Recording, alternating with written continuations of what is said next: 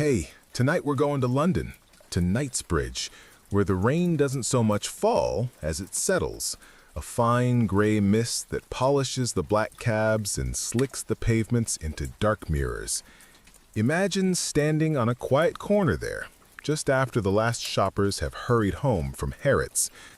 The grand white buildings hold their breath in the humid air. You hear the distant sigh of a double-decker bus, the soft click of a woman's heels on the stone, and maybe, just maybe, the faintest sound of a plan clicking into place somewhere deep inside a very charming mind. Somewhere in a quiet flat not too far from here, a man named Valerio Viccei is smiling at a newspaper. He's not a gangster. He's the son of a lawyer, a businessman, some might say. But the business he's studying tonight isn't in the financial pages. It's in the quiet, orderly routine of the Knightsbridge Safe Deposit Center. And he's about to create a memory that will linger in the city's mind for decades. You probably wouldn't last 5 minutes on his crew, not because of the danger, but because of the incredible, unshakable calm you'd have to find inside yourself. So before we get started, take a second to hit that like button and subscribe if this is your kind of late-night story. Let me know in the comments where you're listening from tonight. Dim your screen, settle in, and let's walk through the door of this thing together. The flat smells faintly of Italian coffee and damp London air. A small electric heater glows orange in the corner, pushing a gentle warmth into the room, making the shadows on the walls shift like quiet thoughts. Valerio stands by the window, one hand in the pocket of his trousers, the other holding a small espresso cup he hasn't touched. He doesn't drink much coffee at night, but the ritual matters. London below him is a slow-moving river of amber light and quiet elegance. The city, famous for its roaring energy and centuries of history, hums with a strange kind of order. The British call it keeping a stiff upper lip, a quiet composure. But Valerio knows better. It's not composure, it's complacency. He's 33 years old, but tonight, under the weight of an idea so perfect it feels like a memory, he feels timeless. The air holds a kind of pressure, like a secret that's about to break, not loudly, but with that quiet, satisfying click of a safe tumbler falling into place. Behind him, the door to the hallway creaks. His associate, a man we'll call Franco, leans in. He's nervous in a way that settles in his hands, which he keeps clenching and unclenching. "He's here," he says. Valerio turns. The espresso cup is placed on its saucer without a sound. Inside, a man waits. He's English, older. His suit is well made but tired. His eyes are carefully balanced between professional curiosity and deep skepticism. He's not here for small talk. He's here to see if this charming Italian is for real. This was Valerio Viccei, the architect of a plan born from a casual stroll and a deep boredom with ordinary crime. He ran his life not like a thug, but like a meticulous chess player who hated messy moves and loud mistakes. He was about to apply that same precision to a bank vault. The silence he's cultivated wraps around the man like a warm blanket. The conversation is brief, spoken in low tones. They discuss the guards' schedules, the thickness of the vault door, the response time of the local police, the need for a particular kind of drill from a supplier who doesn't ask questions. Valerio listens more than he speaks. His fingers rest on the arm of his chair, a slow, steady stillness, his own. "We can persuade the supplier," the Englishman says, his voice a low gravel, "if he's reluctant." Valerio looks up, finally. "Neither," he says. "We don't persuade, we charm. We solve the problem, we don't create new ones." There's a pause. Not a challenge, just the sound of a professional recalculating the odds around a new variable. This Italian doesn't speak like a gangster, but his calm is more convincing than any threat he's ever heard. It's deliberate, like counting out cash in a room full of people you don't quite trust. After the meeting, Valerio walks to the back of the building, past the small, damp garden where his neighbor grows roses that struggle in the London gloom. A cat sleeps on a warm brick wall. Above them, the stars are hidden by the city's glow. He climbs a small fire escape to the roof. He does this every night. He returns to the place where the wind has no agenda, where the city becomes a map of lights, where he can feel the weight of his plan without anyone seeing his shoulders tense. Tonight, though, he thinks he sees someone on a distant balcony watching him through binoculars, or maybe it's just a trick of the light. It doesn't matter. He knows he's being watched, by the police, by rival crews, by the universe itself. When you plan something this big, you become the center of a gravity well. He sits on the cool lead flashing, the city spread before him like a promise. The heater is still glowing below. Shadows crawl across the walls of his flat. In the distance, a siren from a late-night ambulance wails. Someone's emergency, or someone's routine trip to a quiet ward. Valerio's pager buzzes, a message from a number with no name. The sign is ready. He deletes it without replying. The sign is a small, unassuming detail for a part of the plan that is weeks away. It sits in a print shop in Soho, a simple plaque that reads, "Safe Deposit Center temporarily closed. We apologize for the inconvenience." In 1987, a sign was a powerful thing. People believed in signs. They obeyed them. This simple piece of plastic was more important than any crowbar. At 12:03 a.m., Valerio arrives at a quiet pub in Kensington.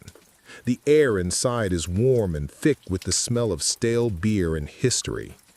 The men are already there, and there's a new face now, a specialist. An older man who knows how to work with alarms and electronics without making a sound. The kind of man who never raises his voice because his hands do all the talking. Valerio listens. The words swirl. A weekend in July, long daylight hours, many people out of the city on holiday. The annual Wimbledon tennis tournament to cover the news cycle. He files them away like camera settings.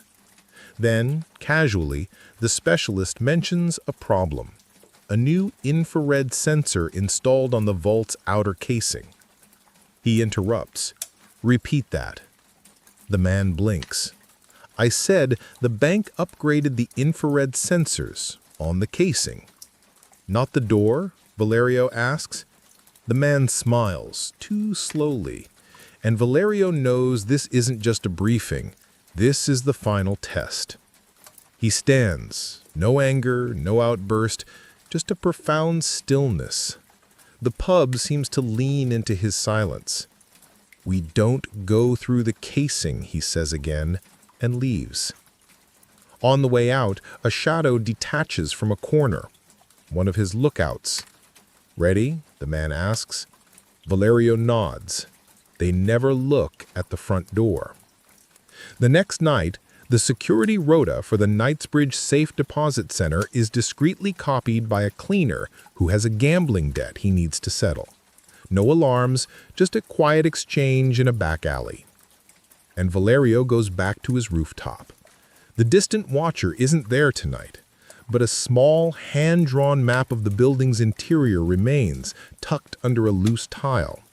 A child's drawing of a hallway leading to a box of gold. The morning fog hangs over London like a lazy ghost, clinging to the red buses and the grand facades of the Knightsbridge hotels. The city breathes slow in the early light, but some corners of London never really sleep. In one such corner, in a small, rented office, something quietly extraordinary is about to begin.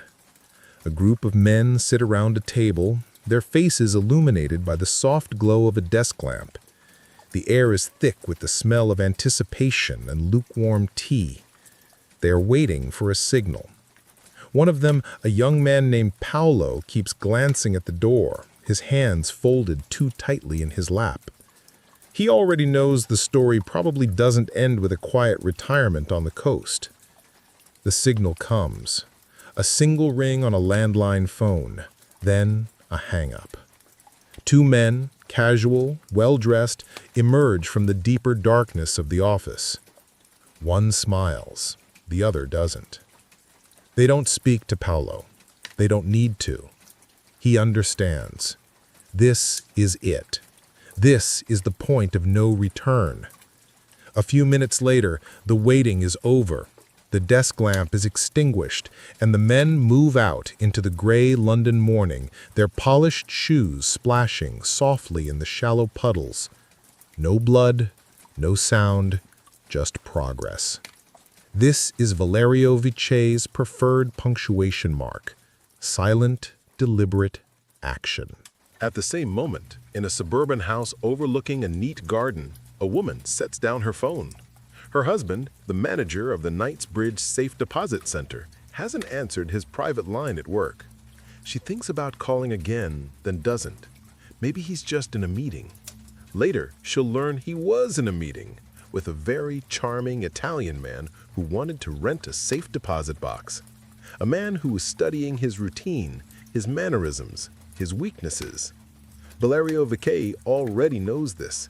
He's sitting in a cafe across the street, behind a copy of the Financial Times, a cup of tea growing cold in front of him. Not because he needs confirmation, but because sometimes when a plan works perfectly, you need to feel the pieces click into place for yourself. Inside the cafe, his lieutenant, Franco, lights a cigarette. "You sure this is the day?" he asks, exhaling toward the steamy window. Valerio nods. "Friday. The manager is tired. He's thinking about his weekend. He's distracted." "Bold." Franco leans back, watching the street. "Or stupid." Valerio shrugs. Sometimes they're the same thing. There's a pause. Then Valerio speaks again, slower this time. "They put a new guard on the night shift, an older one." Franco turns his head. "You think we're being watched?" "I know we are." Many people still think that old-school heists are about brute force, that you smash a wall, grab the cash, and run. But Valerio Viccei wasn't a smasher. He was a student of systems. He knew that every fortress has a flaw, a blind spot, a place where the architects got lazy or overconfident. And for the Knightsbridge Safe Deposit Center, that flaw was politeness, the English reluctance to cause a scene. But unlike some of his crew, he had to deal with a new generation of police, men who believed in forensics and databases, and detectives who could replace intuition with algorithms. Case in point, the lead investigator at the local precinct, a man everyone called the Terrier. Not his real name. His real name was Detective Inspector Evans, but no one had called him that since he solved a string of impossible burglaries by noticing a specific type of mud on a suspect's shoes. He was quiet, relentless, and disturbingly good at his job. Valerio hated him, not because the Terrier was a threat, but because he was unpredictable in the wrong way. He didn't understand charm. He didn't know when to be polite. And worst of all, he had a habit of taking long walks through Knightsbridge on his days off. So when Valerio receives word that the Terrier has been asking quiet questions about new Italian businesses in the area, he doesn't send a warning, he sends a distraction. A series of anonymous tips delivered to a rival police station about a smuggling ring operating out of the London docks. The tips are vague, but just specific enough to be credible.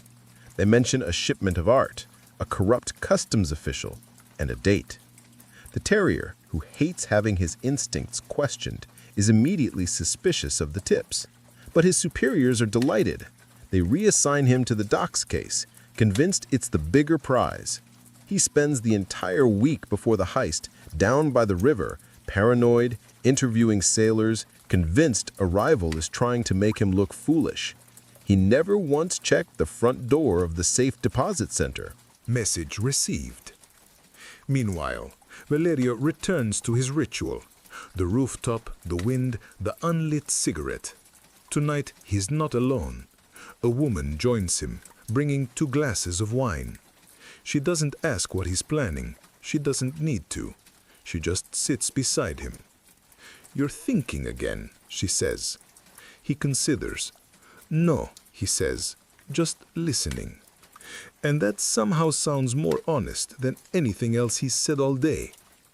Down below, the city continues to breathe. And Valerio, he listens to the streets, to the silence, to the tiny noises that tell him when something's off. Because this city doesn't yell, it whispers. And tonight, he hears something new. The faint, rhythmic thump, thump, thump of a new security gate being installed at the building next door. It's subtle, just routine maintenance. He turns toward the edge of the rooftop. The pager buzzes once. New message. The manager is leaving. He stares into the dark. This isn't about money anymore.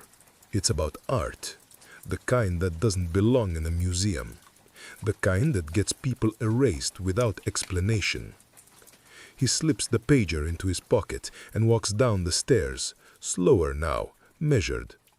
By the time he reaches the alley behind the building, Franco is already waiting. "Car ready?" he asks. "We walk," Valerio says. Franco swallows. He knows what that means. To walk in this part of London is to be seen, to be noticed. But tonight, Valerio wants to be noticed.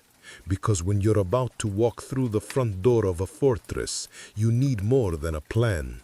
You need an audience that doesn't know it's watching a show. The walk to Knightsbridge isn't long. It's the kind of journey that doesn't just cross streets, it crosses worlds. From the quiet residential squares into the heart of London's gilded cage. The air changes. It smells less like damp roses and more like expensive perfume and exhaust fumes. He moves through the crowds as if stepping back in time. This is a city of manners, a place where a well-tailored suit and a confident smile are better than any skeleton key. He stops before the grand entrance of the Safe Deposit Center. Stone pillars, polished brass, and a single heavy wooden door. A doorman stands watch, his expression carefully neutral. Valerio approaches, not like a criminal, but like a man who belongs here.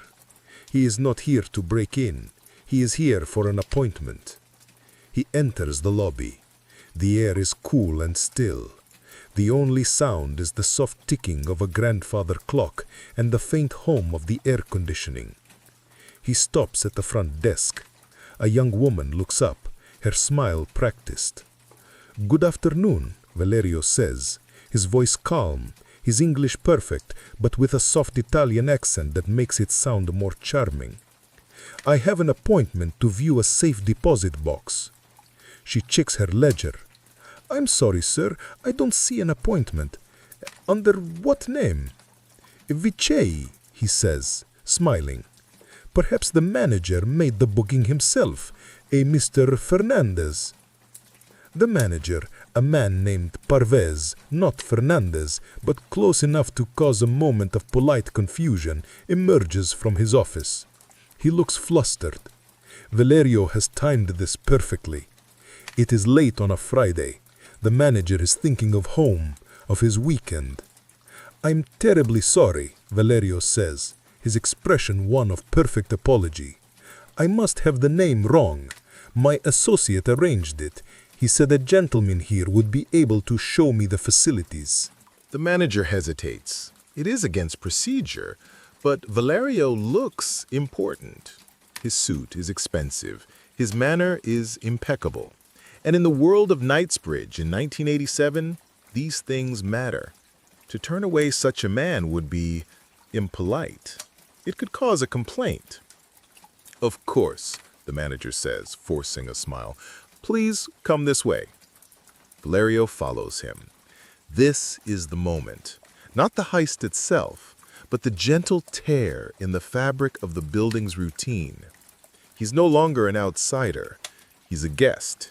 And as a guest, he gets to see everything. They walk down a corridor lined with polished wood. The manager talks about the security features, the reinforced walls, the 24-hour surveillance.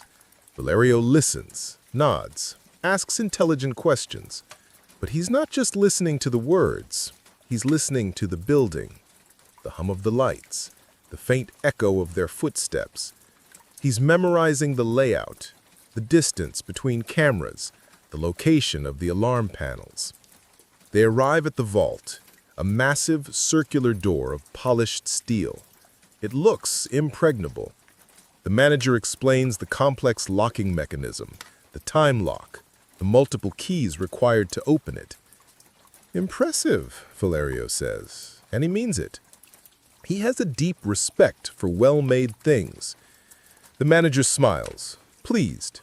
He feels he has handled a potentially awkward situation well. He has appeased the important-looking client.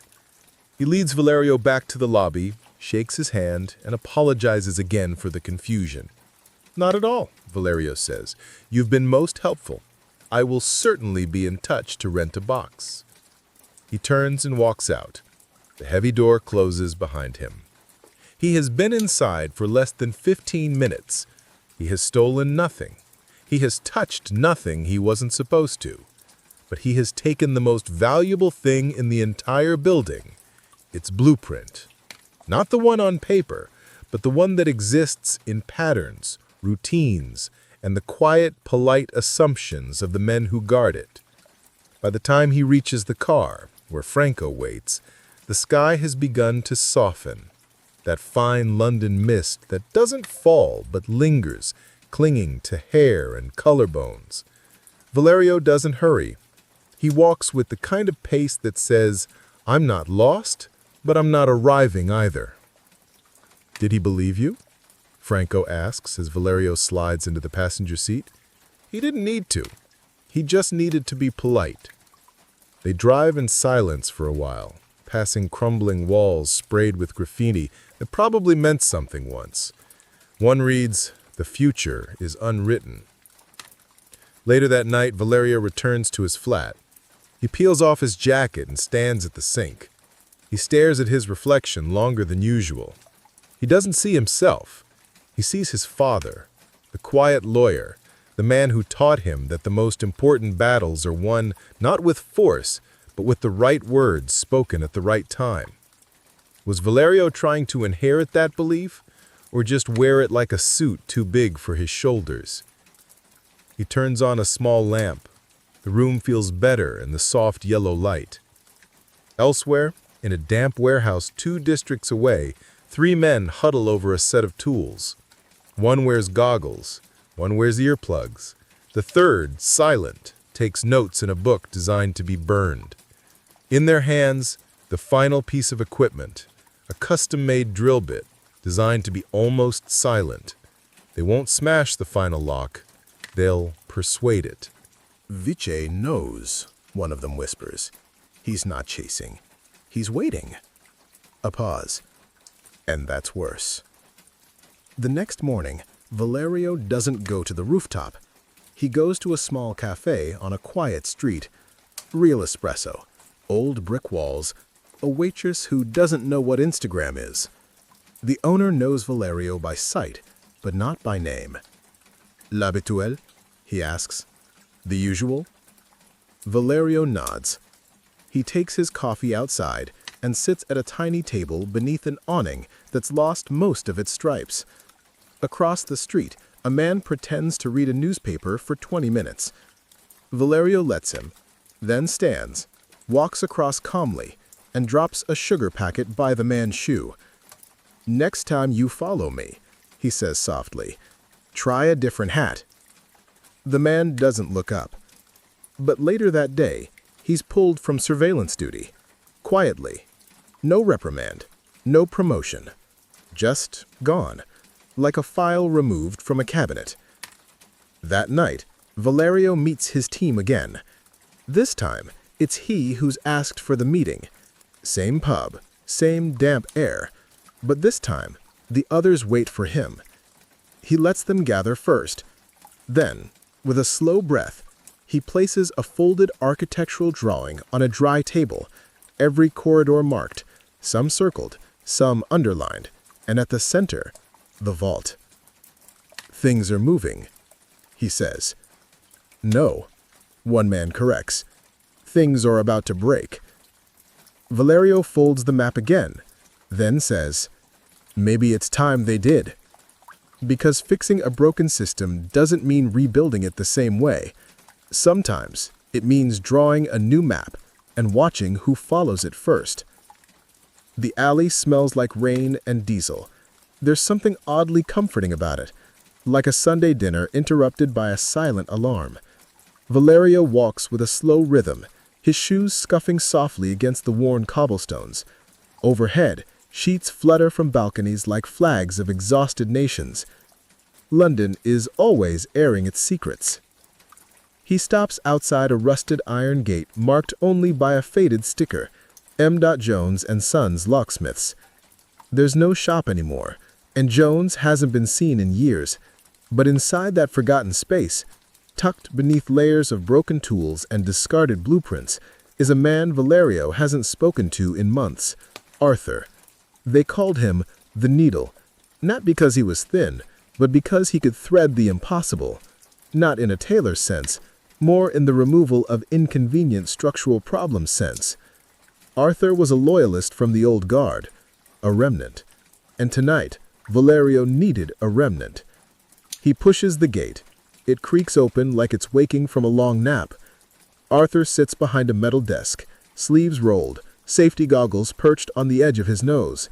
He's fiddling with a small, complex lock and a set of delicate tools. It's hard to tell if he's repairing something or preparing something. "You've aged," Arthur says without looking up. "Not older," Valerio replies. "Wiser. We'll see." Arthur gestures at the chair across from him. Valerio sits. "There's a team," Valerio begins. "Italian, involved with whispers that shouldn't exist. They speak in riddles, send messages that evaporate." Arthur chuckles.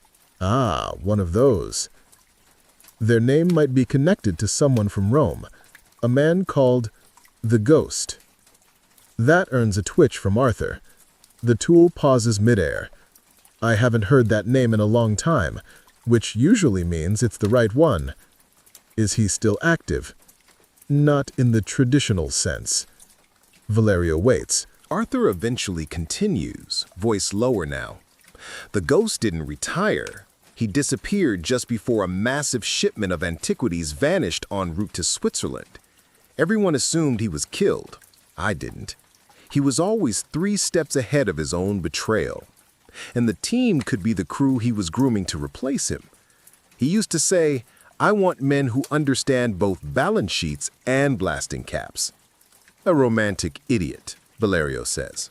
"Maybe both?" Arthur replies, nodding. They sit in silence for a moment.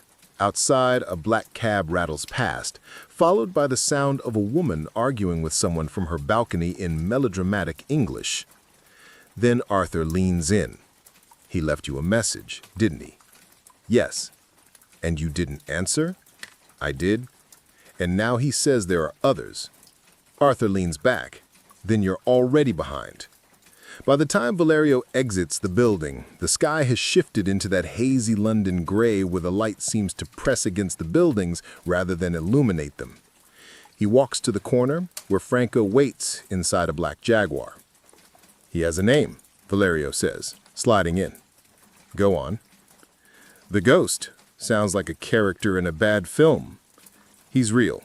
Might be connected to a missing shipment. Might be a freelance spook. Might be both. So what now? We send him a gift." The gift is simple. A small, beautifully framed photograph of a forgotten Roman ruin delivered via motorcycle courier to an Italian restaurant in Mayfair he's never officially visited. Tucked behind the frame's backing is a microdot, empty. No data, no code, just the outline of a possibility. Valerio doesn't include a note because the message isn't about the content. It's about knowing where he is.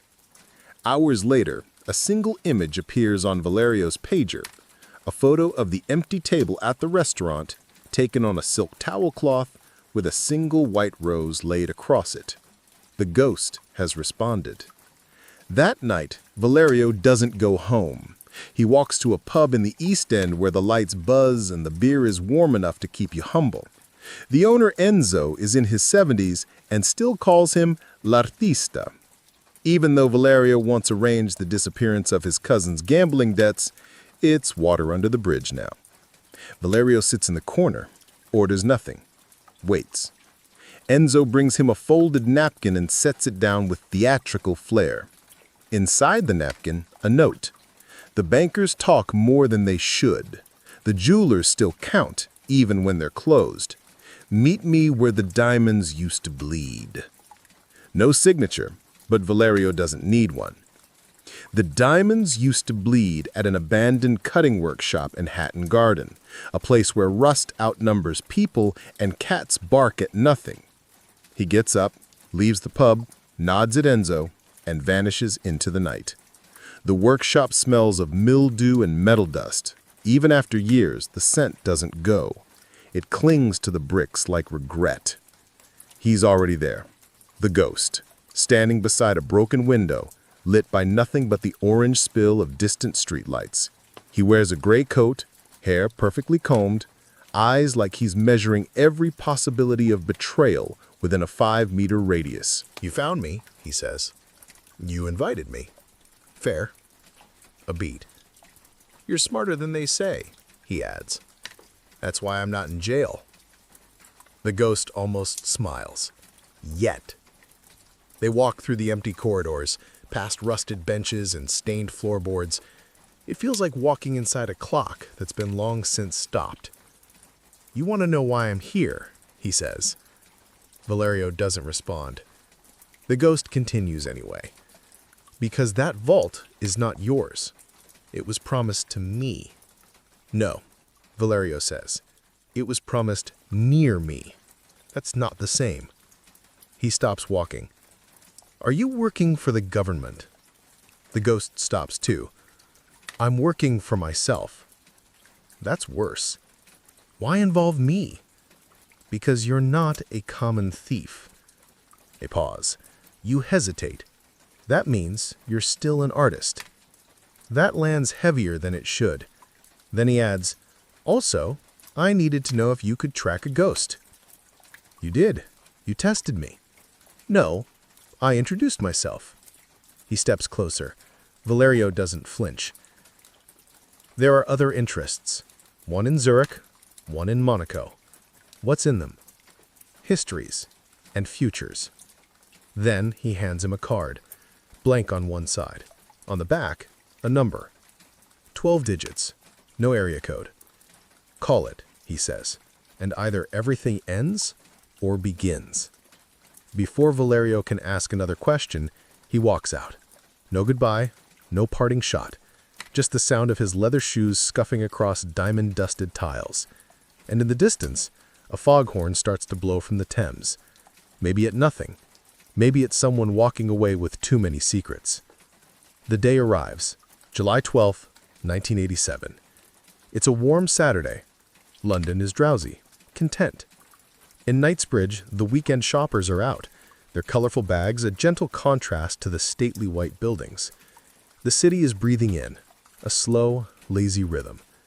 No one knows it's also holding its breath. Valerio Viccei is not on a rooftop. He is not in a smoky pub. He is walking down Brompton Road, dressed in a light summer suit. He looks like a man on his way to a pleasant lunch. He carries nothing but a set of keys in his pocket and a plan in his mind that is now so familiar it feels like a memory. He is not alone. His team is already in position. Not a gang of thugs, but a small, disciplined crew. Each man knows his part. There is Franco, the loyal second-in-command, watching from a parked car. There is Il Silencio, the electronics expert, sitting in a nearby park, a radio scanner hidden inside an ordinary transistor radio. And there are two others, the muscle, but a quiet kind of muscle. They are dressed as workmen, carrying toolboxes. They are waiting for a signal. At 11 a.m., Valerio walks up to the front door of the Knightsbridge Safe Deposit Center. This is not the stealthy entry of a cat burglar. This is the confident arrival of a man who believes he has a right to be there. He is accompanied by another member of his team, also impeccably dressed. They press the buzzer. The door clicks open. They step inside. The same cool, quiet lobby, the same ticking clock, the same polite young woman at the desk. "Good morning," Valerio says, his smile easy and genuine. "We're here to see our safe deposit box." He has, in the weeks prior, actually rented a box, a small one. He has visited it several times, becoming a familiar, friendly face to the staff. He has learned their names. He has asked about their families. He has become part of the building's routine. The staff member leads them towards the vault. They pass the manager's office. The manager, Mr. Parvez, looks up and gives a friendly nod. He sees a valued customer, nothing more. They arrive at the pre-vault security gate. Here, a guard sits behind reinforced glass. He checks their credentials. Everything is in order. He buzzes them through. Step by step, they are being welcomed into the fortress. Once inside the vault area, Valerio's demeanor changes. It's a subtle shift. The smile remains, but his eyes are now sharp, calculating. He and his associate produce handguns, but there is no shouting, no sudden movements. "Gentlemen," Valerio says to the two guards on duty, his voice still calm, almost conversational, "we are not here to harm you. We are here for the boxes. If you cooperate, you will not be hurt." The guards are stunned. This is not how robberies are supposed to happen. There is no violence, no aggression, just a polite, firm request. They are so disoriented by the sheer audacity and calmness of the situation that they comply. They are led to a quiet corner and their hands are tied, gently.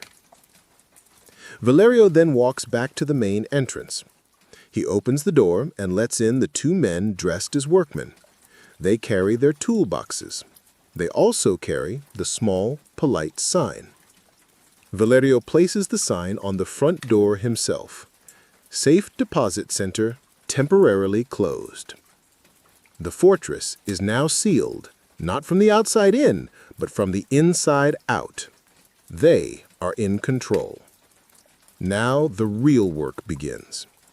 Valerio knows that the vault door itself is on a time lock and cannot be opened until Monday morning. This was never the plan. The plan was always about what was inside the vault area, but outside the main vault, the safe deposit boxes themselves, hundreds of them lining the walls. The workmen open their toolboxes. They do not contain hammers and saws. They contain specialized drills, lock-picking tools, and a large crowbar. But they use them with a strange kind of reverence. There is no smashing. They work on the locks of the boxes with a surgeon's precision. Think of it now. The quiet, cool vault. The only sounds were the soft whir of a drill, the delicate click of a tumbler giving way, the quiet conversation of the men as they work. They are not rushing. They are methodical. They have all the time in the world. They have the entire weekend. Valerio oversees the operation. He is not a frantic leader shouting orders. He is a conductor guiding his orchestra. He points to certain boxes, ones he has identified from his research as likely to contain the most valuable items. Inside the boxes, a king's ransom, jewelry that glitters under the harsh vault lights, stacks of foreign currency, gold bars, secret documents, the private treasures of London's elite now being laid bare on the cold stone floor. They work for hours. The city outside goes about its business. People walk past the temporarily closed sign without a second glance. They trust the sign. They believe in the order of things. As the day turns into evening, the men take a break. They have brought sandwiches and flasks of tea. They sit on the floor of the vault, surrounded by millions of pounds worth of jewels, and eat their dinner. It is a surreal scene, a quiet picnic in the heart of a treasure chamber. Valerio does not eat. He walks through the vault, his footsteps the only sound. He looks at the open boxes, the piles of valuables. Is this about the money, or is it about the art of it? The perfect, gentle infiltration, the victory of charm and planning over brute force and alarms. He still isn't sure. As night falls, they continue their work. They are tired, but their movements remain precise. They fill large canvas bags with the most valuable items. They leave behind things that are too bulky or too difficult to sell. They are not greedy. They are practical. By Sunday morning, they are finished. The floor of the vault is littered with empty boxes and discarded items. The canvas bags are heavy. The value of their haul is impossible to calculate, but it is certainly one of the largest in British history. Now comes the escape. It must be as gentle, as seamless as the entry. Valerio gathers his men. They clean up after themselves as best they can. They untie the guards who have been treated well, given food and water. Please do not try to be heroes, Valerio tells them. Wait 1 hour before you raise the alarm. It will be better for everyone. The guards, still dazed, agree. Valerio and his team prepare to leave. They change out of the workmen's clothes. They are once again well-dressed businessmen. They carry the heavy bags, but they do not look like thieves. They look like men leaving after a long weekend of work. Valerio takes down the sign from the door. He pockets it, a small souvenir of a perfect performance. He opens the front door and peers out. The street is quiet. It is early on a Sunday morning. London is still sleeping. One by one, they walk out of the Knightsbridge Safe Deposit Center. They do not run. They walk calmly to their parked cars. They place the bags in the boot. They get in, start the engines, and drive away, melting into the gentle anonymity of the city. They are gone, as if they were never there at all, leaving behind an open vault, a pile of empty boxes, and a story that London would be telling for years to come. The silence that followed their departure was a strange kind. It was not an empty silence. It was a silence full of absence, a quiet hum where millions of pounds worth of secrets used to be. Inside the vault, the two guards waited, listening to the ticking of the grandfather clock in the lobby, a sound that now seemed impossibly loud. They did as they were told. They waited an hour. An hour can feel like a lifetime when you are sitting in the aftermath of a masterpiece. When the alarm was finally raised, it was not with a frantic scream, but with a confused, hesitant phone call. The first police officers to arrive were not prepared for what they found. There were no broken windows, no smashed doors, no signs of a violent struggle. There was just a polite, handwritten sign on the counter that said, "Thank you for your cooperation," and a vault full of empty boxes. It was a crime scene that whispered instead of shouted. Detective Inspector Evans, the terrier, was called in from his fruitless investigation at the docks. He arrived at Knightsbridge with a quiet fury. He hated being distracted. He hated being made to feel like he had missed something right under his nose. He walked through the vault, his eyes missing nothing. He saw the precision, the lack of chaos. This wasn't a smash and grab. This was an appointment. He noted the way the locks had been drilled, not broken, the way the guards had been tied, not injured. He saw the empty food wrappers and the tea flasks. A picnic. It was insultingly calm. The investigation began. The police interviewed the staff, their voices trembling as they recounted the events. The manager, Mr. Parvez, described the charming Italian man who would come to view a box. He remembered the expensive suit, the confident smile, the way he had felt compelled to be helpful. He described Valerio Viccei perfectly. The terrier listened, his expression unreadable. He was a student of details, and the most important detail here was not the drill bit or the alarm frequency. It was charm, a weapon he had never encountered before. How do you find a man whose greatest skill is making you like him? The news broke on Monday morning, and a different kind of chaos erupted. The wealthy and powerful of London descended on the safe deposit center, desperate to know if their fortunes were still intact. The police had to manage a crowd of distressed millionaires, each with a story of irreplaceable loss. The total value was estimated at £60 million, a staggering sum in 1987. But the real value was impossible to know. Many of the boxes contained things that were not declared, secrets people would rather lose than admit to having. Forensics teams swept the vault, but the crew had been careful. They had worn gloves, they had left little behind, but they had made one small, almost poetic mistake. A bloody fingerprint, not from Valerio, but from one of his associates who had cut his hand on a sharp edge of a broken box. A drop of blood on the clean floor. The blood was run through the databases. It led them to a known associate of one Valerio Viccei, an Italian national with a history of audacious, non-violent robberies in his home country, a man who had fled to London under a new name. The terrier now had his target. He had a name and a face, a photograph of a handsome, smiling man, the artist. But Valerio was already gone. He had not fled in a panic.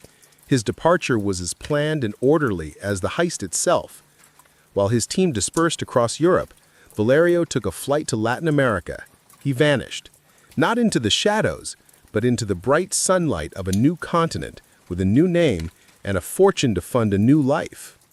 The aftermath of the gentle infiltration settled over London.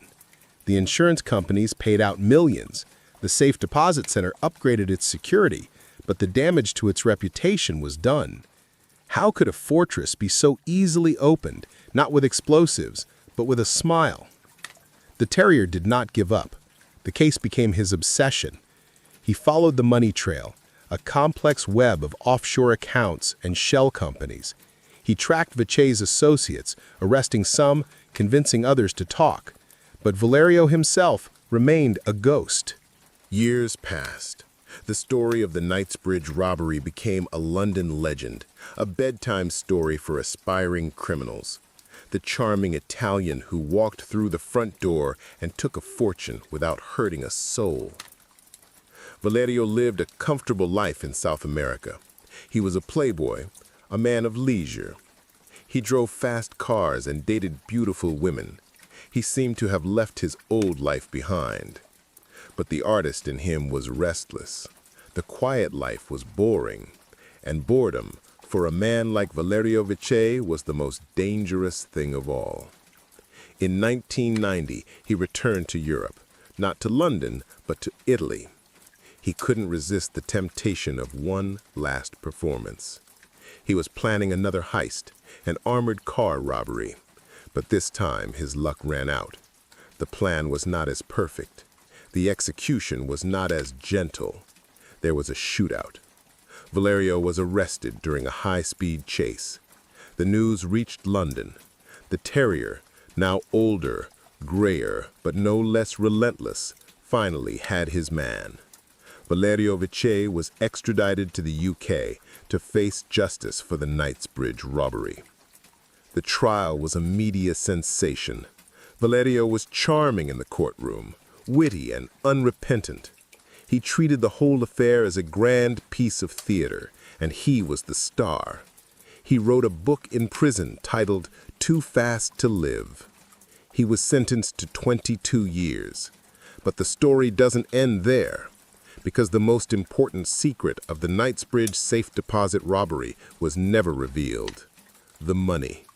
The vast majority of the £60 million was never recovered. It remains hidden, perhaps in a Swiss bank account, perhaps buried in a forgotten corner of the world. A quiet testament to a masterpiece of gentle crime.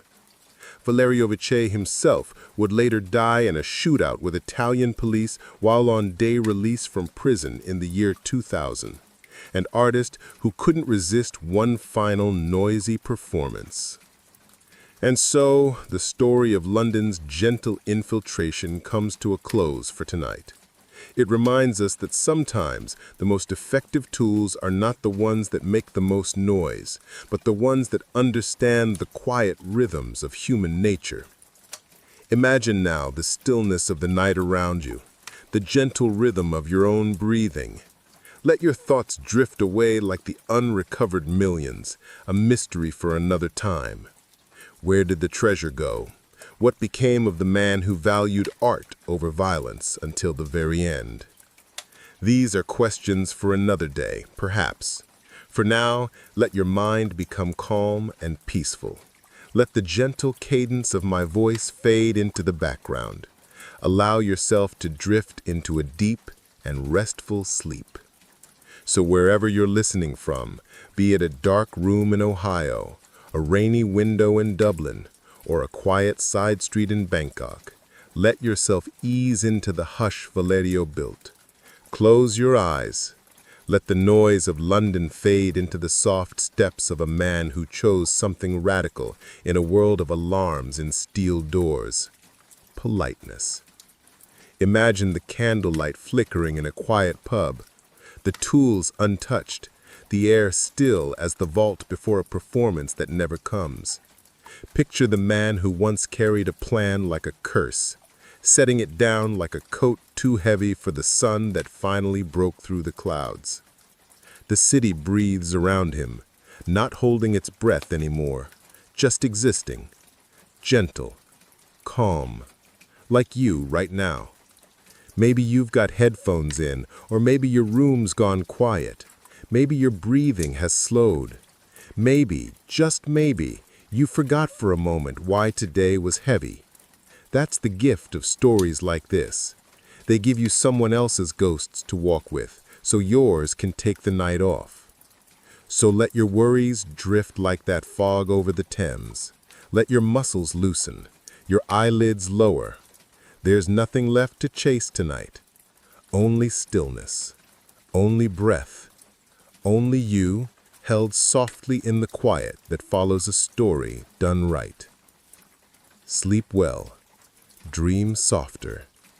I'll see you in the next one.